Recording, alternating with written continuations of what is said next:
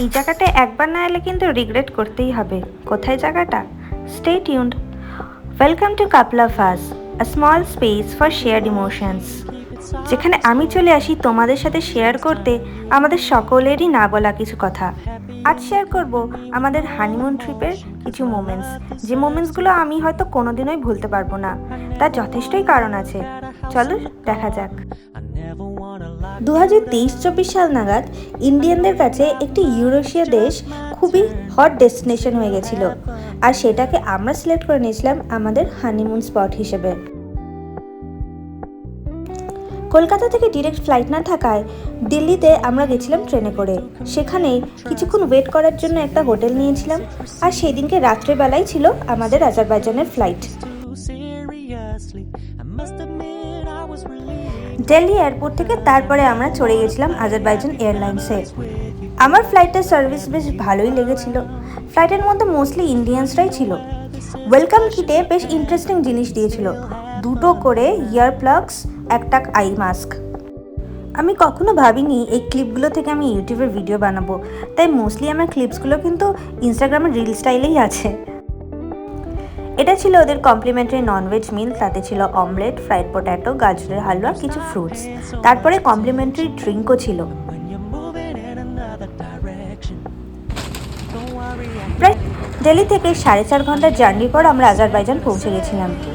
যে এজেন্সিটার থ্রু আমরা আজারবাইজানের যাবতীয় সব কিছু বুক করেছিলাম, ইনফ্যাক্ট ভিসাও করিয়েছিলাম, তারাই একজন ট্যুর গাইড কাম ড্রাইভারকে পাঠিয়ে দিয়েছিলেন আমাদেরকে রিসিভ করার জন্য। আমরা সেখান থেকে ডিরেক্ট আমাদের হোটেলে পৌঁছে গেছিলাম।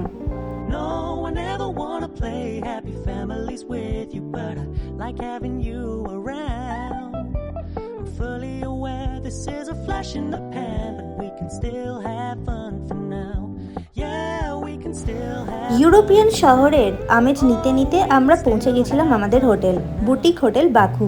ও আচ্ছা, বাকু হচ্ছে আজারবাইজানের রাজধানী। আমাদের এই হোটেলটা নিজামি স্ট্রিট বলে একটি খুব পপুলার স্ট্রিটের খুব কাছেই ছিল। আমরা হেঁটে হেঁটেই যাতায়াত করতাম। ওটার কথা নেক্সট ভিডিওতে বলবো। তো এখন এসো একটা রুম ট্যুর করা যাক হোটেলটার।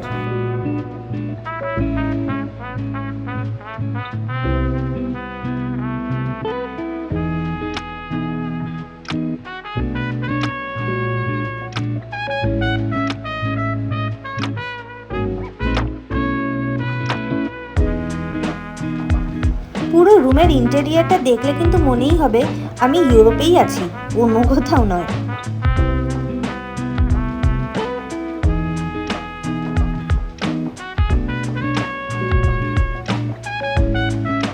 আর এইটা ছিল রুমের ফেভারিট পার্ট, দ্য ব্যালকনি। আমি বলে নিয়েছিলাম স্ট্রিট ভিউয়ের যেন একটি ব্যালকনিওয়ালা রুম দেওয়া হয়, কেননা স্ট্রিটটাকে ভালো করে ব্যালকনি থেকে দেখবো একটা হাতে কফি নিয়ে। উফ, আমেজটাই আলাদা। একটু ফ্রেশ হয়ে বেরিয়ে পড়েছিলাম লাঞ্চ করতে। আমাদের সিমটাও নেওয়ার ছিল তখনই। সিম নিয়ে তারপরে গুগলে সার্চ করে আমরা পৌঁছে গেছিলাম ওখানকার একটি লোকাল রেস্টুরেন্টে। খাবার কিন্তু অসাধারণ ছিল। পেট পুজো করে খুশি হয়ে নাচতে নাচতে আবার আমরা স্ট্রিটে একটু স্ট্রোল করে নিয়েছিলাম। তারপর দুপুরটা ইভিনিংটা রেস্ট করে বিকেলবেলা পৌঁছে গেছিলাম একটা সুন্দর লোকেশনে। এখানে বলতে হবে আজারবাইজানের রাতের বেলার ভিউ কিন্তু আলাদাই সুন্দর। ওটা না দেখলে কিন্তু অনেক কিছুই মিস হয়ে গেল।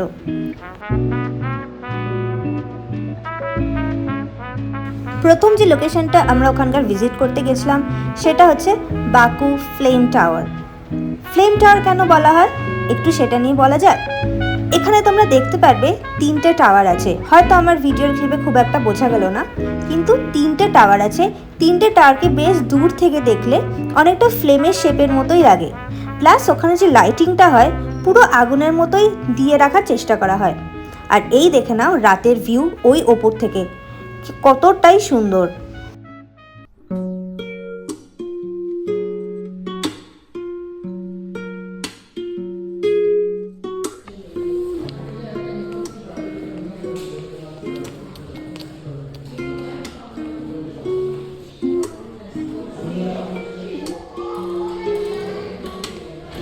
ওখানটায় একটু ঘুরে তারপর আমরা পৌঁছে গেছিলাম আমাদের next destination, the Baku I.